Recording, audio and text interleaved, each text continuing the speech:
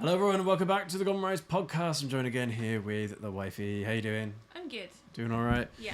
It's been a little while since we've done a podcast together, so we've got a bit of catching up to do with you guys. But mainly today we're going to be discussing the Superbike factory going into administration. Huge shocking news. One of the biggest motorcycle dealers in the UK and perhaps even in Europe.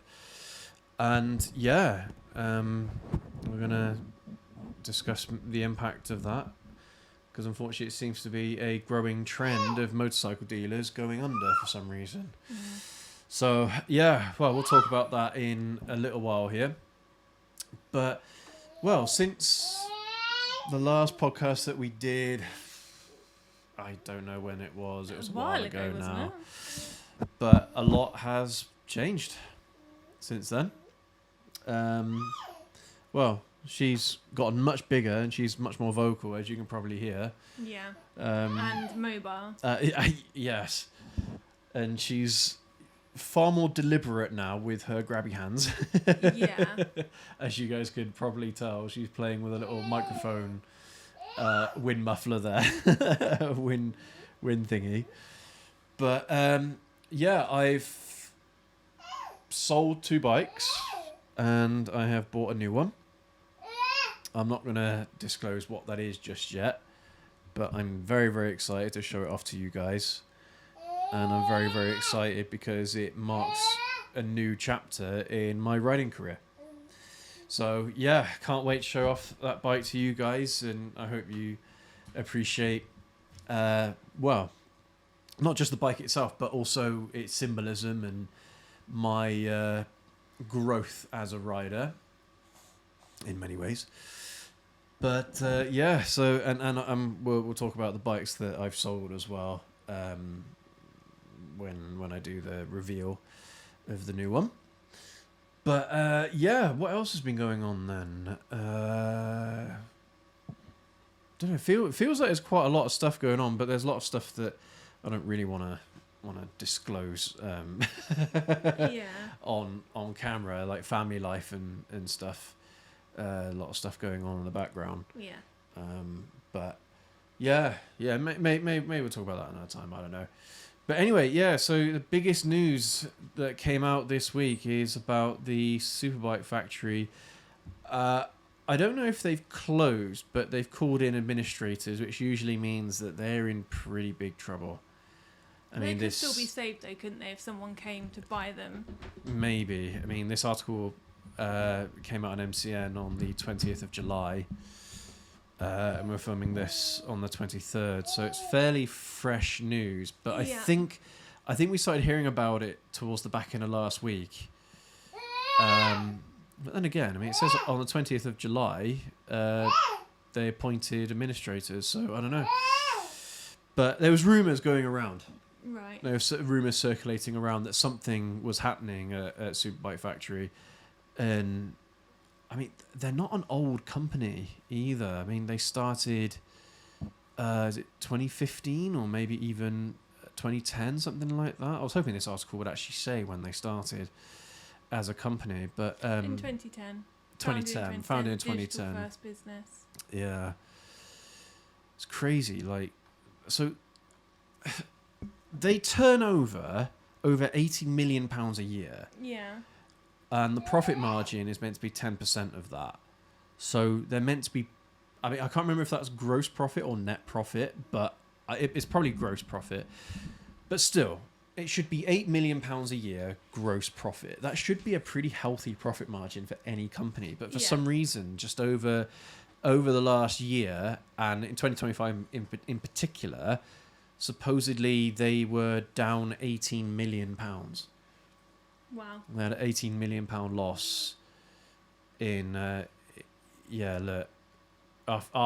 tax. £18,280,000 for the year.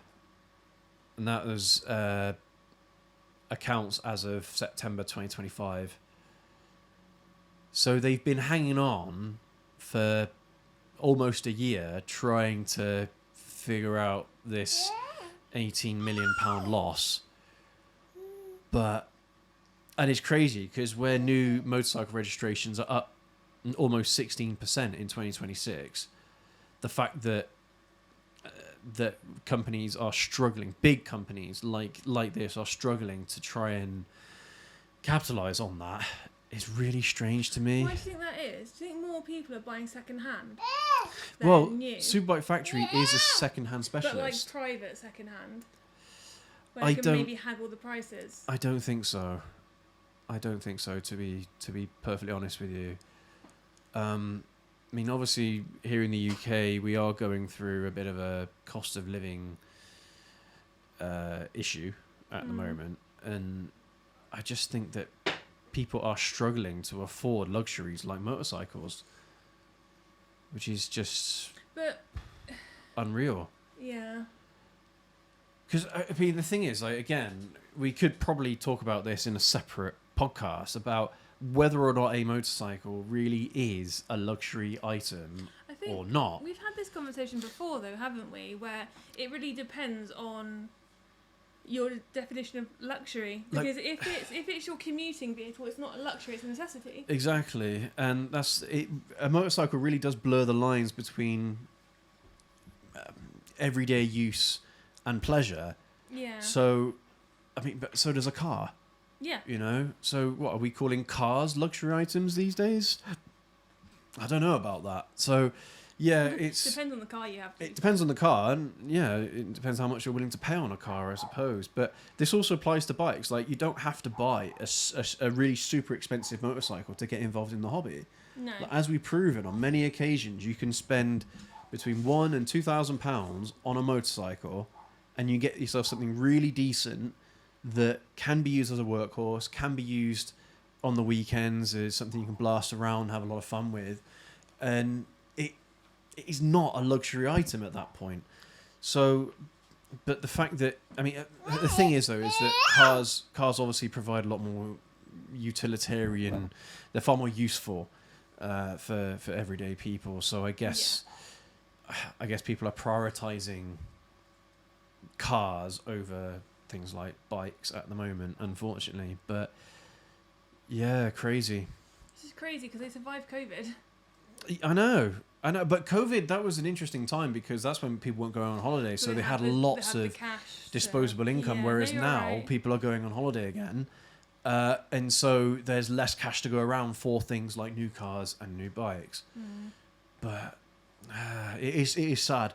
I never actually had the opportunity to go to a Superbike factory and look at a bike. I mean, our closest one, I can't remember if our closest one is in Macclesfield or Birmingham, I can't remember. But they've got multiple dealerships up and down the UK. Yeah. And I think they might even have some in Europe as well. I don't know, I can't remember. Come on, darling, stop grabbing that. She's dropped her little muffin thing, and I don't know where it's gone. I don't know. Might have to hold your microphone a little bit further back here. Project my voice. Well, if I turn yours up a little bit, that might help. But yeah, huge news and disappointing news again, because this is just highlighting how difficult it is at the moment to start a motorcycle business. I mean, we had Completely going under back in 2023, but Completely, they also had the car side of the business as well, which was propping up the business. So the fact that they couldn't make it work, even with selling cars, like, you'd think that would be the perfect business model, wouldn't you? Being able to sell motorcycles under the same brand as selling cars. Yeah, something for everyone. But apparently not. So, and the thing is, like Superbike Factory, like, you see these showrooms. Yeah. Every showroom was like that. They had hundreds upon hundreds of bikes. Look at that. Hundreds of bikes. That's what Completely looked like, wasn't it? To a degree, not as many, but yeah, one of those rooms where there was a couple of rooms of bikes. They did have a warehouse that was similar to this, but I don't think it was as many bikes. But even so, it is just insane that a company like this with this much stock and inventory can't make it work. So will that all be auctioned off now? Potentially, it depends on what the administrators think. The first thing they've got to try and do is pay off this £18 million loss, the deficit. And to do that, they'll probably have to auction off a ton of these bikes. They'll probably have to close down a few of the showrooms. But even then, that might not be enough to get them out of trouble. Well, that article says they've ceased trading. That's a really bad sign. The immediate effect, I think it said. Yeah, that's really bad. That usually means they're not going to be able to come back from it. Or they have to scale back their operations massively. They'll cut down. So they'll have to close down maybe all but one of their showrooms, auction off a ton of their bikes, and see if they can recoup some of that money. But yeah, they're basically going back to square one. Well, would you rather go back to square one, or would you rather lose everything? Yeah, exactly. You know. I don't know. I mean, with a turnover of £18 million, a turnover of £80 million, 80 per year, and a loss of 18 million, you'd think that with enough stock that they should be able to recoup that. But it does mean that if they have to scale back their operations, that their profit margins aren't going to be anywhere near as big.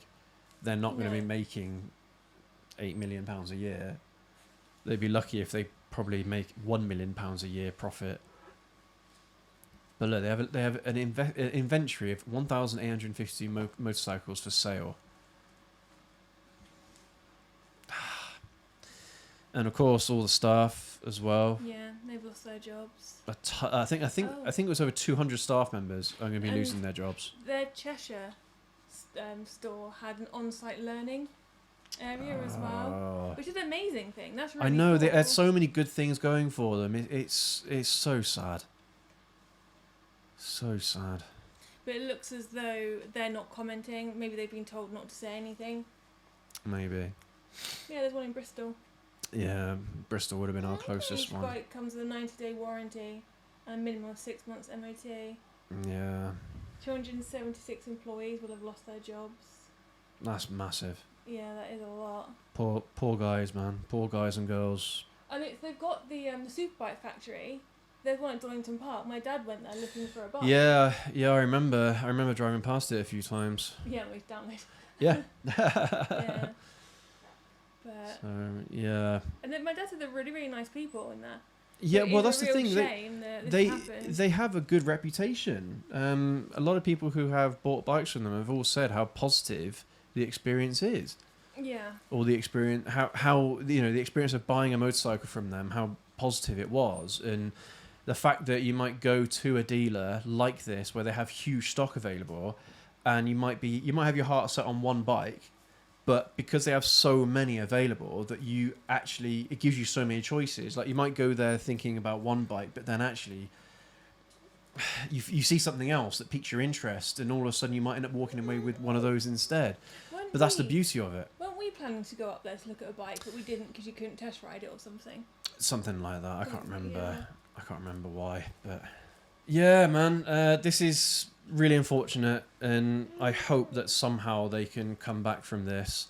Hopefully they've brought in administrators early enough that they have the opportunity to come back from this.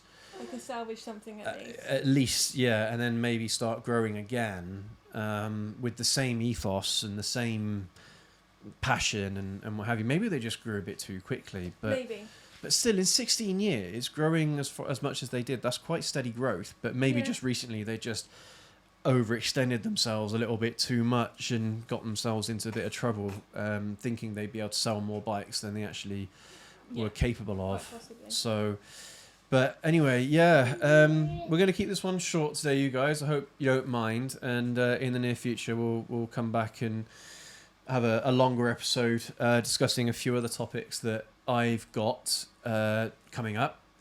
But thank you ever so much for joining us today on this one. Go ahead, leave that like, hit that subscribe button and that notification bell down there. I'd really appreciate it. And we'll catch you all in the next video. Have a good one.